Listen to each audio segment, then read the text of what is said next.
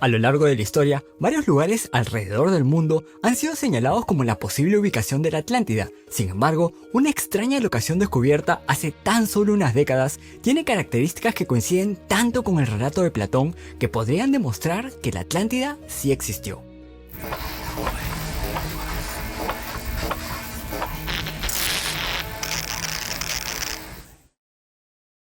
La legendaria isla es conocida gracias al filósofo griego Platón, quien menciona la Atlántida en los diálogos de Timeo y Critías. En esta obra, Platón narra el viaje de Solón a Egipto, precisamente a la ciudad de Sais, donde sus sacerdotes eran famosos por su sabiduría.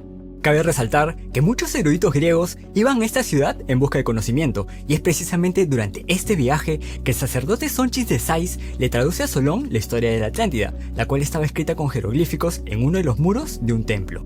Hoy en día, se sabe que la ciudad de Sais sí existió, y que fue efectivamente un gran centro de conocimiento. Sin embargo, para 1800 ya casi no quedaba nada de ella. A través de los siglos, muchos lugares han sido relacionados con la Atlántida. Sin embargo, en los últimos años, un lugar poco accesible y casi desconocido podría demostrar que la legendaria isla realmente existió. Estamos hablando de la estructura de Richat.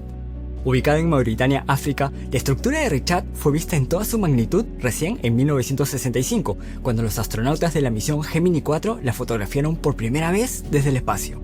Y es que es tan grande que desde la superficie sus anillos se ven como simples montañas en el horizonte. Es necesario observarla desde cierta altitud para poder reconocer su forma. Esta puede ser la razón por la cual ha pasado desapercibida durante tantos siglos.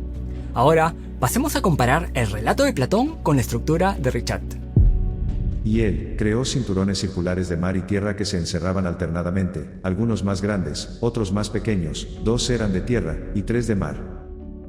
Platón habla de 2 círculos de tierra y 3 de agua, rodeando la sección central.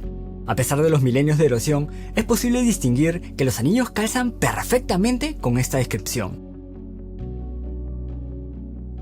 Pero no solo eso, Platón también dice que el diámetro del anillo externo es de 127 stadia, que convertido a kilómetros son 23.5. ¿Saben cuánto mide el anillo externo de la estructura de Richat? Aproximadamente 23.4 kilómetros. Y el mismo Poseidón ordenó con facilidad, como lo haría un dios, la isla central, haciendo surgir desde debajo de la tierra 2 manantiales de agua, uno fluyendo cálido desde su fuente, y el otro frío. El filósofo menciona que habían 2 fuentes en el centro de la isla, una de agua fría y una de agua caliente. Precisamente, en el centro de la estructura, los locales cavaron un pozo de donde obtienen agua fresca, la única fuente de agua fresca en la zona. Las demás fuentes en la cercanía son de agua salada. Por otro lado, una de las hipótesis sobre la formación de la estructura de Richat señala que uno de los causantes fue el flujo volcánico subterráneo, lo que también podría contribuir a generar una fuente de agua caliente. Y la piedra que extrajeron debajo de la isla central, alrededor de todo, y de debajo de los círculos exterior e interior, algunas eran blancas, algunas negras y algunas rojas. Platón dice que las piedras que extraían de la isla eran blancas, negras y rojas. Hoy en día, podemos observar piedras de estos colores regadas por toda la estructura. Y las montañas que la rodeaban en aquel entonces, eran famosas por superar todo lo que ahora existe en cantidad, tamaño y belleza, porque tenían en ellas muchos pueblos ricos de campesinos, así como arroyos, lagos y praderas. También menciona que habían montañas con ríos y praderas hacia el norte, y que la isla contaba con una salida hacia el mar. En la imagen satelital podemos ver claramente montañas hacia el norte, las cuales tuvieron ríos, y por supuesto la salida con dirección al mar. Además, es importante tener en cuenta que hace tan solo 5000 años el Sahara fue totalmente verde, con ríos, lagunas, praderas y vegetación. Contenía un gran número de elefantes.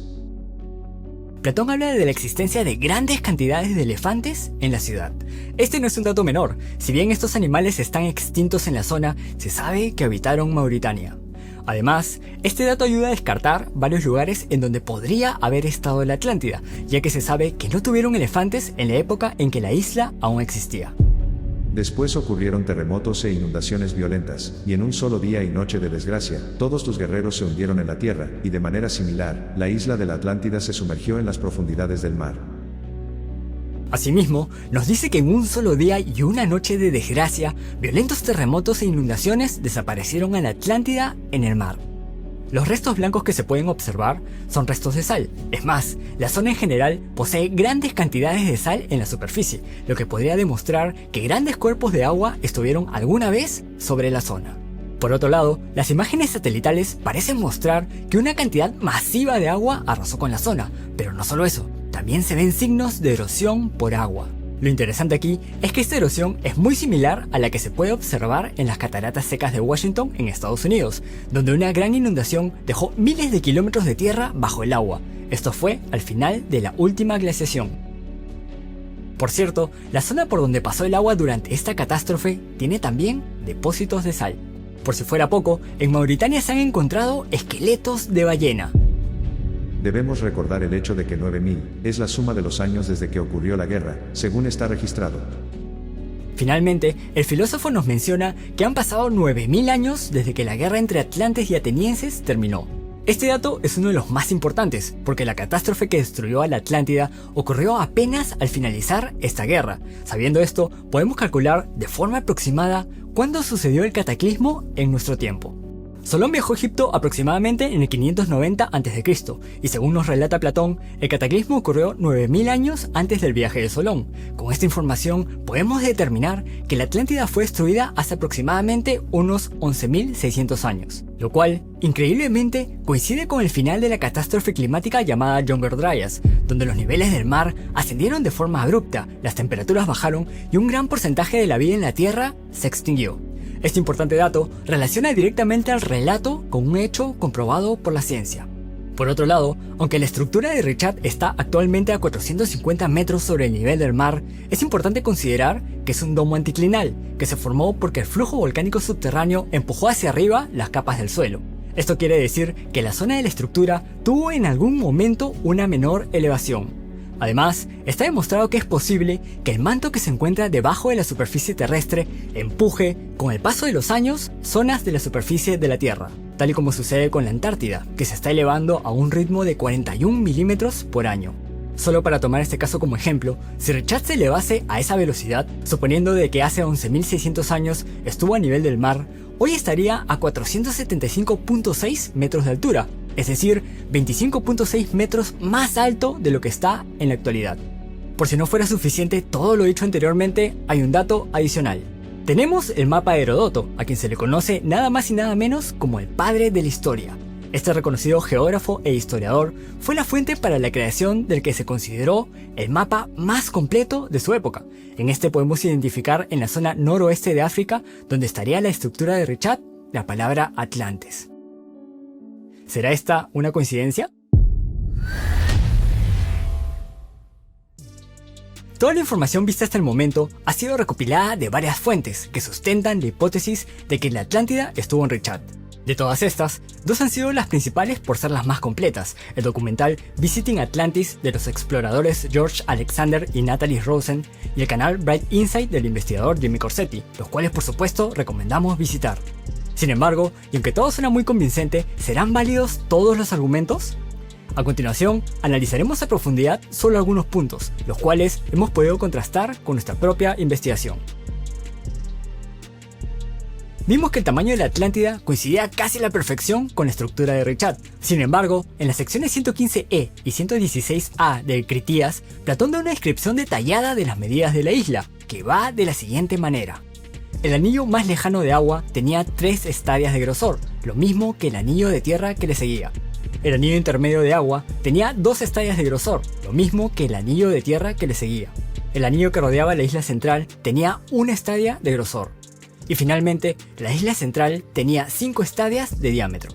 Esto nos lleva a un diámetro final de 27 estadias, que son aproximadamente 4.9 kilómetros, lo cual es grande, pero está muy lejos de las medidas de la estructura de Richat, cuyo diámetro mide, según la NASA, 45 kilómetros. El dato de las 127 estadias que menciona George Alexander no lo hemos podido encontrar ni en el Timeo ni en el Critías. Ahora, sí es importante considerar, como menciona Corsetti, que este tipo de datos pueden haber sufrido variaciones debido a la antigüedad del texto original y las constantes traducciones.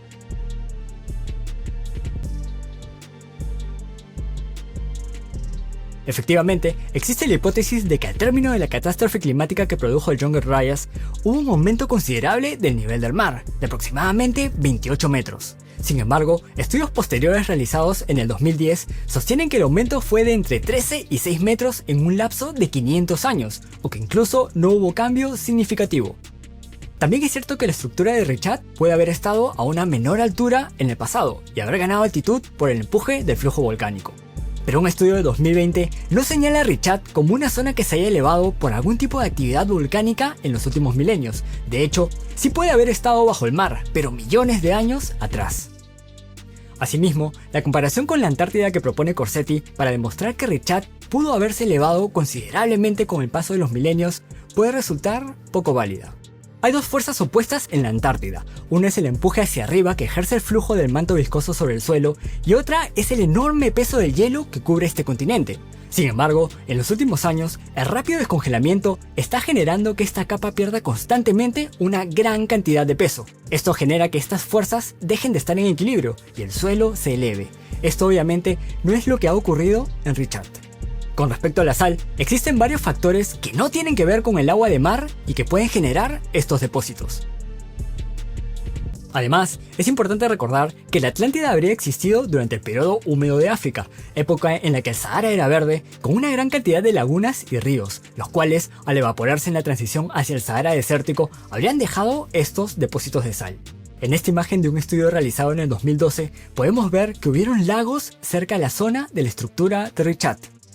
A estos últimos datos hay que sumarle otro dato muy importante. El nivel del mar durante el periodo del Younger Dryas estaba alrededor de 70 metros por debajo del nivel actual. Si Richat hubiese estado más abajo, la probabilidad de que las aguas del Atlántico o del Mediterráneo la hayan alcanzado hace 11.600 años es casi nula. Por último, la imagen del esqueleto de ballena, si bien fue tomado en Mauritania, no fue tomada cerca de Richat, sino más bien cerca de la zona costera del país, en donde por supuesto es mucho más probable encontrar restos marinos. También vimos que en el mapa de Heródoto aparece la palabra Atlantes, en la zona donde según Corsetti estaría Richat. Aquí es importante resaltar que Heródoto nunca hizo un mapa, otros lo hicieron basándose en sus escritos. Y al investigar directamente sus escritos, Heródoto dice claramente que con Atlantes se refiere a las personas que viven cerca de las montañas Atlas. Entonces, queda claro que Heródoto no se está refiriendo a la legendaria isla, sino a un grupo de personas que vivían cerca de las montañas Atlas, que está a unos 1500 kilómetros de Richat. Sin embargo, no todo es contradictorio, ya que nuevos descubrimientos pueden generar nuevas hipótesis.